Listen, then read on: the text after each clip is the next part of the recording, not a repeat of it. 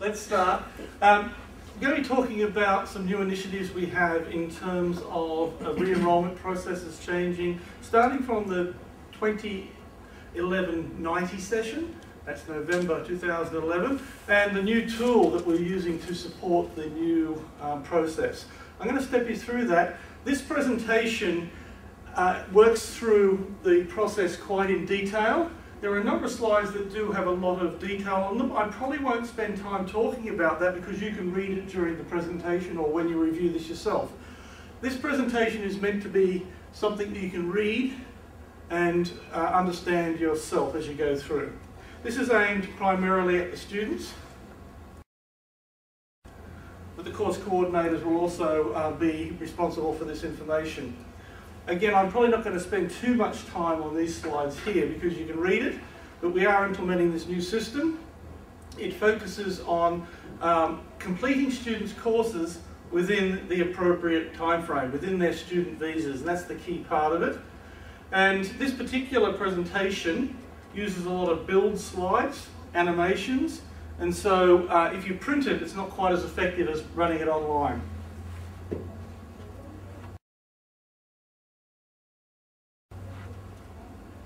So in this presentation, I will cover a background to why we're actually bringing about this change very briefly.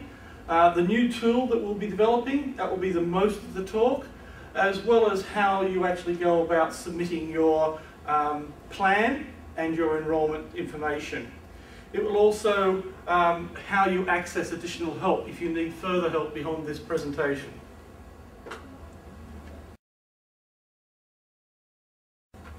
There's a lot of details here, I don't want to go into it. This is the rationale for why the process has been changed. Effectively, it's to move one step towards online enrolment, to provide the appropriate tools for students. I'll let you read that yourself and you'll be able to understand the main aspects of those, why we're doing this. The key aspect of this, though, is the development of a new tool. Now, the name of this new tool is Subject Selection and Planning Tool. And as I say, the main part of this presentation is understanding how to use that tool. Okay? This doesn't replace advice that will be available through your course coordinator. The course coordinator will be available at a number of sessions for you to come. We're calling these drop-in sessions or enrolment drop-in sessions. I'll cover a little bit of that as we go through as well.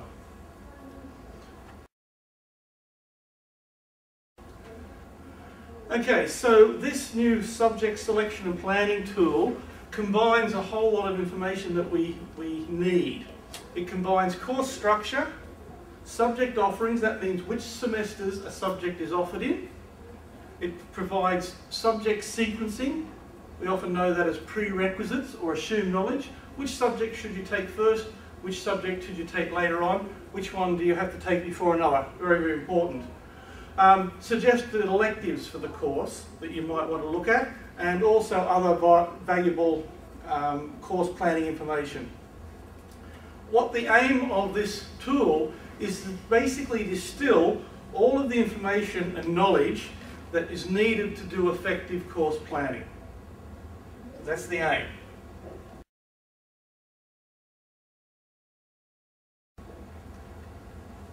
This is the first look at the tool. The tool is a spreadsheet. The spreadsheet is broken up into various zones. I'm going to go through what the zones are. First of all, there over the left-hand side of the sheet is the courses that you will need to take, the compulsory courses, through your course. They might be classified as core or foundation or something like that, or they'll be classified as elective. If a subject is listed with a code, that is a compulsory subject you must take. Any blanks would represent electives. That's course structure.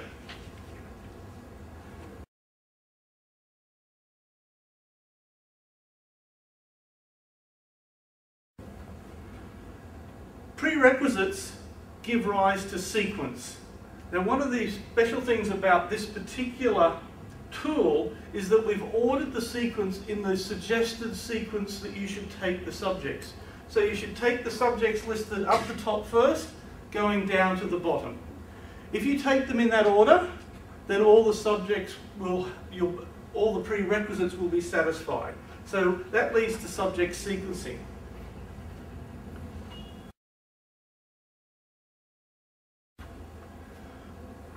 Over the right-hand side, with all the stars, is when a subject is offered. In this particular version of this tool, a star represents the semester in which that subject will run within the study centre at Sydney. And so you should obviously take a subject when it's offered. And so by combining the structure, the sequence, and the offerings, you can create your plan. The tool will help you do that.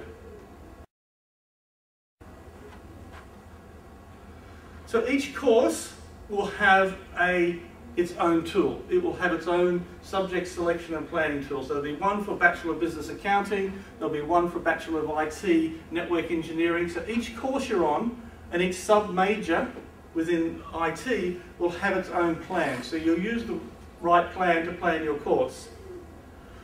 The student needs to enter particular information such as their COE start date, COE end date, and other things like that. They will also need to enter information from their transcript, basically those subjects that they have as credit and those subjects they have passed and those subjects that they're undertaking at present. We'll go through that in more detail. The plan is then created that works you through to complete your course on time. Finally, when you've created your plan, you'll submit that plan to your course coordinator via a particular email box that I'll discuss later on. That will then be reviewed by the course coordinator to determine validity, and if it's not valid, you will get a return email asking you to fix up the problems.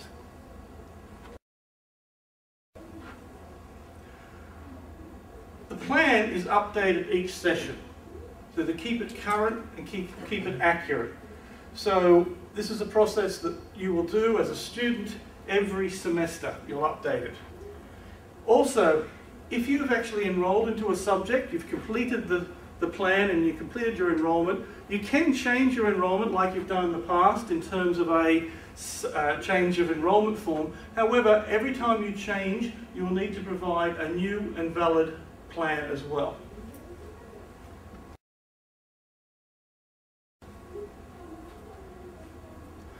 So the following slides step through how to use this tool to do effective planning.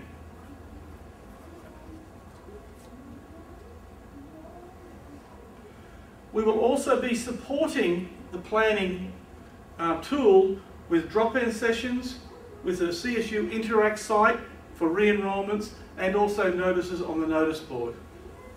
You can read through there the things that we will be looking at doing. One thing that you'll need to submit as well is your transcript. Simply cut and paste this from the CSU transcript that you can get online. Cut and paste the line from session, subject code, etc. down to the bottom of the transcript and paste that in to the transcript tab in the SSPT file.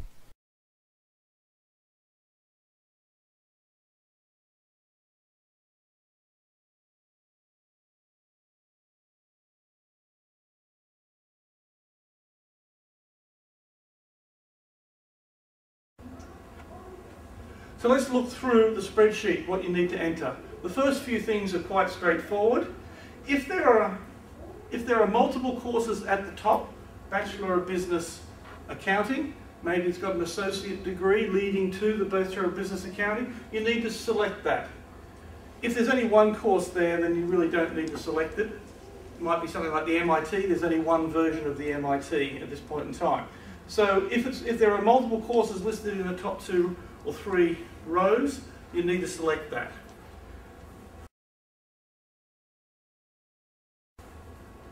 The next thing you need to enter is just your student number, pretty obviously.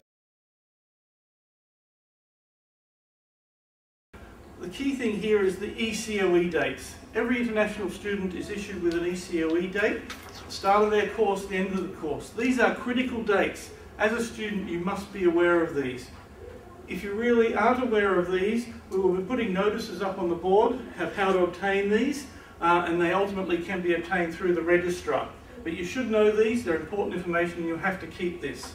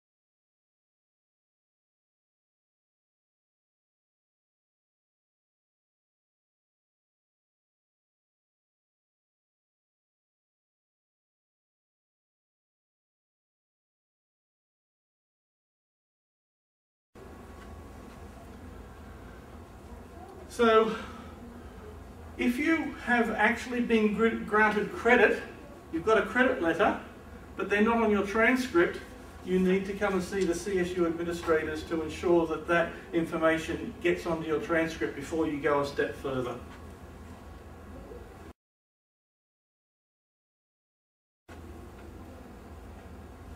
If you believe you can have some credits that you haven't applied for yet, you need to get those resolved as quickly as possible. As a current student, you need to have those resolved before you can do your planning. So you need to submit all the information that you have to the registrar to actually make the submission. But make sure you add a comment. There's a student comments field. Make sure you complete that as well. Your course coordinator needs to know what you have submitted for credit.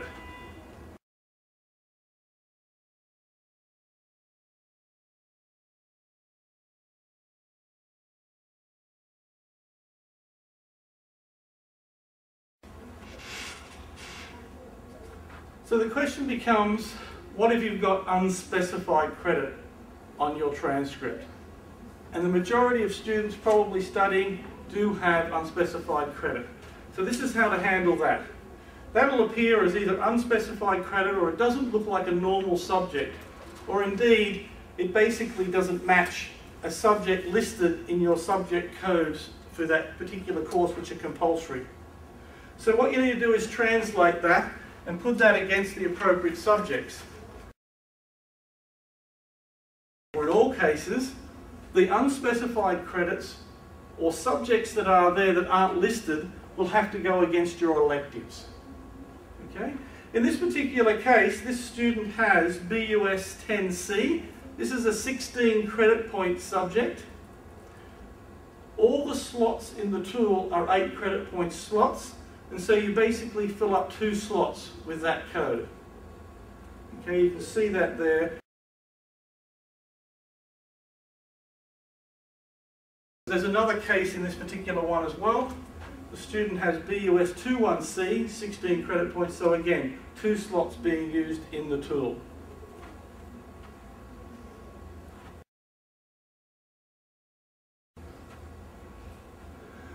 So to recap, if you have unspecified credits, effectively you divide it by 8 to get the number of slots that you will use and put those against your electives.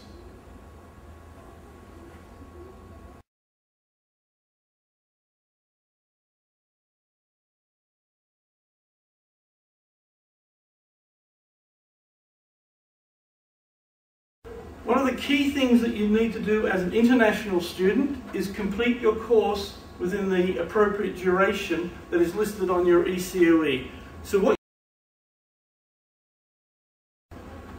what we'll start to do now is start doing planning. We've got all the information in there about the credits, we've got information about what we're studying, we're starting planning the future. Basically, the plan starts at the top and works its way down to the bottom. You'll find you get more or less a diagonal effect when you do this in the plan.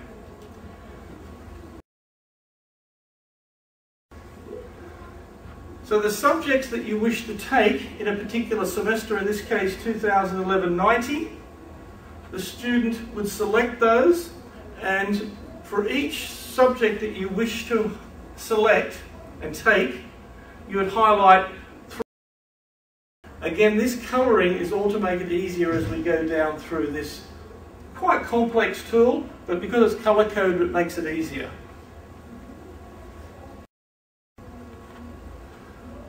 We then keep on going. After we've picked the 2 subjects that we'll be studying in 2011-90, which are directly going to be our next semester, our important one, we're going to have to do something more with those. We're going to have to fill out an enrolment form for those as well. However,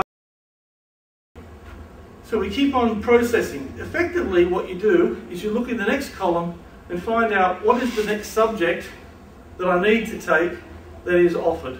And you work your way down through the plan. So in this case, the student is selecting these 3 subjects.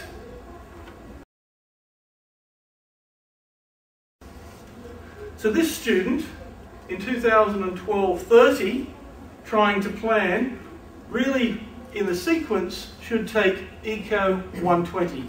However, Eco 120 is not available, so all the student does in the tool is skip down to the next subject. The next subject they need to take is ACC 222. They would take that subject and continue from there. The one thing you have to be careful of as you select your subjects is prerequisites. If you travel down from the top to the bottom, the prerequisites should be okay. If you start skipping, you have to be very careful that the subject you nominate is taken after you have taken the prerequisite subject. So that's a little bit of a complexity. It's something you need to check. Just a few notes for us. Just to say the 30 means February to June, 60 July to October, 90 November to February. We should all know that. Also, what's very important is the number of subjects you must take. In the major sessions, in the 30 and 60 sessions, you must take a minimum of 3 subjects. But normally you would take 4. In the summer, you can take either 0 all the way up to 4 subjects. It's more optional, but you still must complete your course by the required duration.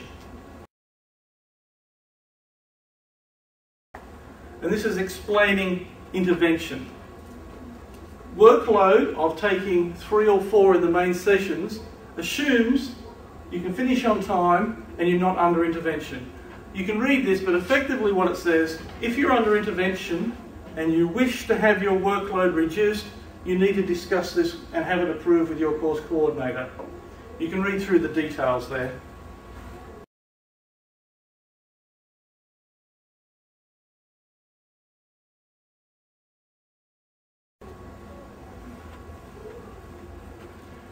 The other thing is about the 90 session, the summer session. There are some special things about this session. I said before you can take between 0 and 4.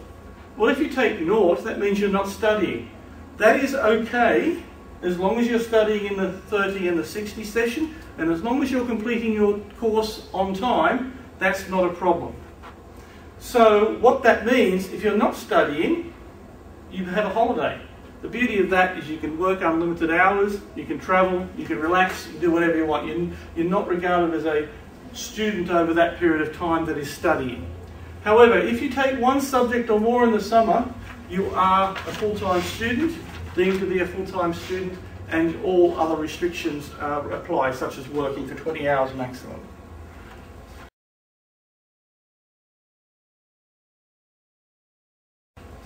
So we continue planning on. At this point, we're going to pick other subjects for the 2012-60. This student decides to pick 4 subjects, working their way down through the next available subjects.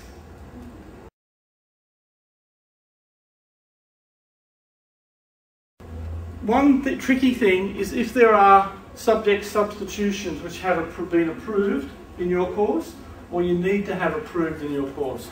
Now there are some standard subject substitutions.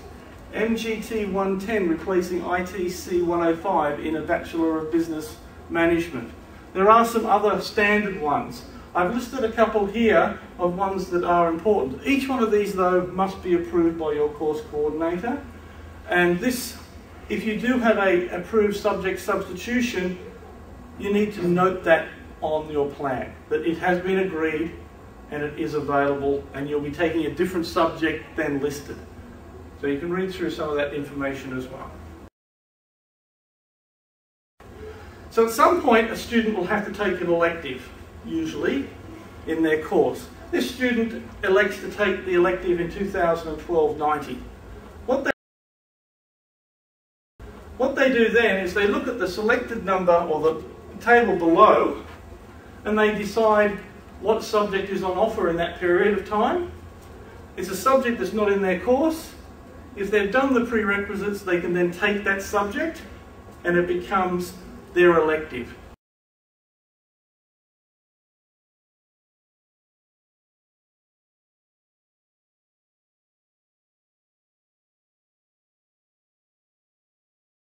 So what you need to do in the tool is to then write down the code of that elective in the column of the subject code column, highlight it, and that becomes your chosen elective in that session.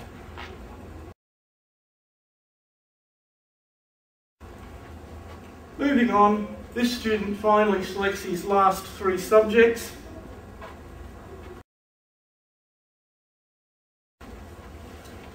And so the key thing once you think you've done your full planning is to double check your last session that you have assigned a subject to, and make sure this fits either on or before when you're supposed to finish.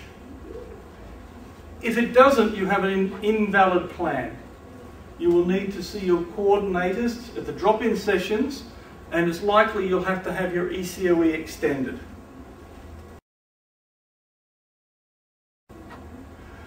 The other thing you need to do before you finalise this is just check the subjects you have chosen for the next session. You need to check the timetable, just in case those occur at the same time. Now I think it would be unlikely, but occasionally it occurs. So double check the timetable and note the times of the 2 subjects that you have chosen. You only need to do this for the next session, which you're going to do the enrolment form into. If you discover clashes, then you need to replan. If you can't replan, come to a drop-in session and the coordinators will help you replan.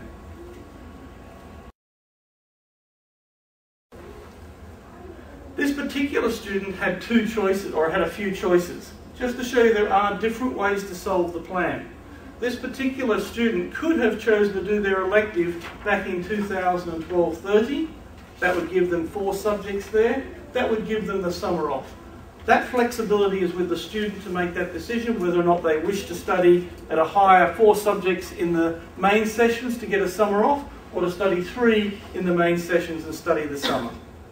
This student chose to study over the summer to balance their workload across the year.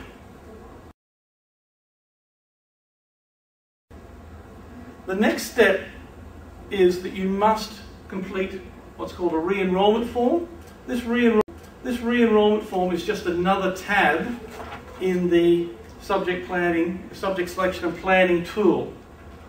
It's similar to what students have done previously. You basically nominate the code, the name. You also put the time of the class in there.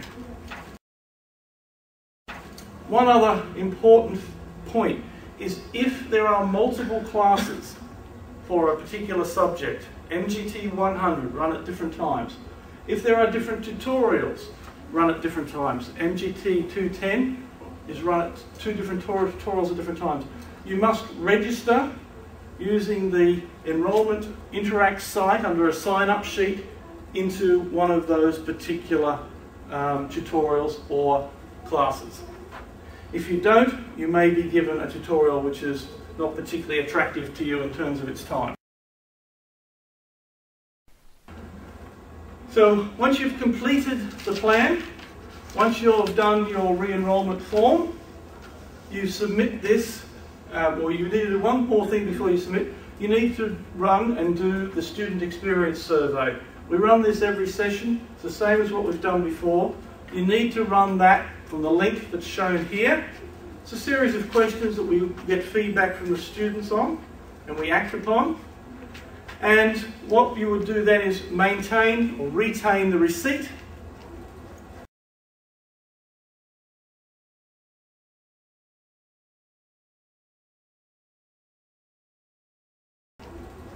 And your response, which includes your plan, your enrolment form, and this particular receipt, is sent through to an email address. I'll show you who to send it to shortly. Okay? If your email address that you're sending your enrolment forms and your plan from is not correct, or not what we have listed, you need to update that. You can update your email address via an email drop. Address is dc@studygroup.com. Here are the email addresses that each particular course will submit their plan and their receipt to. A simple email saying, here's my plan, my enrolment form, and my receipt is all we need to do.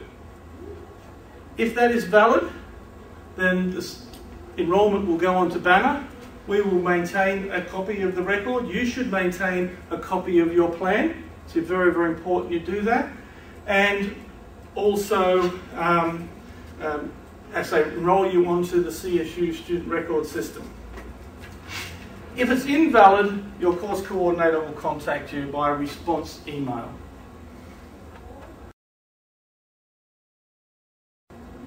We've also set up an Interact site to support the re-enrolment process.